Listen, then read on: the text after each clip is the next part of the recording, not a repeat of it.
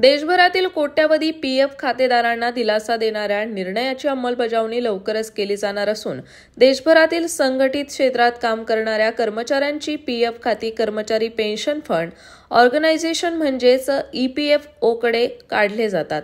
आता ईपीएफओ 3.0 सुरू होणार आहे।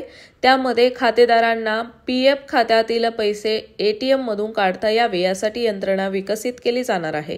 ही यंत्रणा नेमकी कशी आहे चला जाणून घेऊया या व्हिडिओच्या माध्यमातून। कर्मचाऱ्यांची पीएफ खाती ज्या पेन्शन ऑर्गनायझेशन कडून म्हणजेच ईपीएफओ कडून काढली जातात त्या ईपीएफओ मधील पीएफ खात्यात आणि पेन्शन खात्यात मूळ वेतनाच्या 12% रक्कम कर्मचारी आणि त्यांच्या कंपनीकडून जमा केली जातात। यापैकी पीएफ खात्यातील काही रक्कम विविध कारणासाठी काढता येते।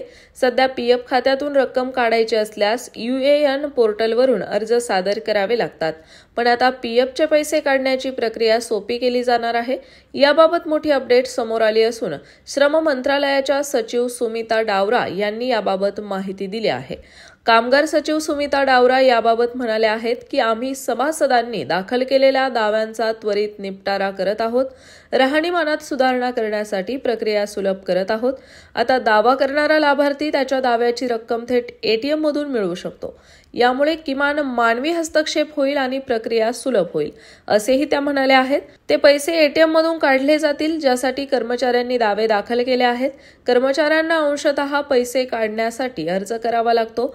कर्मचारी केवळ विशिष्ट परिस्थितीतच पीएफचे पैसे काढू शकतात। कर्मचारी ईपीएफओ वेबसाईट www.epfindia.gov.in किंवा उमंग ॲपद्वारे सध्या पैसे काढण्यासाठी दावे सादर करू शकतात। पीएफ खात्यातील रक्कम काढण्यासाठी सध्या यूएएनच्या पोर्टलवर लॉग इन करून अर्ज दाखल करावे लागतात। यूएएन पोर्टलवर लॉग इन केल्यानंतर कर्मचाऱ्यांना काही ठराविक कारणांसाठी पीएफ खात्यातून रक्कम काढता येते। कोरोना संसर्गाच्या काळात किमान 75% रक्कम काढण्यासाठी सेवा सुरू करण्यात आली होती, तर आजारपण, नव्या घराची खरेदी, लग्न यासाठी इतर कारणांसाठी पीएफ खात्यातून रक्कम काढता येते।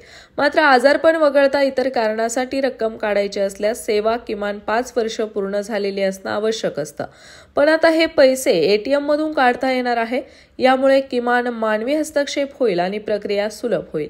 माहिती देणारा हा व्हिडिओ तुम्हाला कसा वाटला आम्हाला कमेंट्समध्ये नक्की सांगा। त्याचबरोबर हा व्हिडिओ आवडल्यास व्हिडिओला लाईक करा, शेअर करा आणि अशाच प्रकारचे माहिती विषयक व्हिडिओ दररोज पाहण्यासाठी आमच्या स्प्रेड इट यूट्यूब चॅनलला नक्की सबस्क्राईब करा।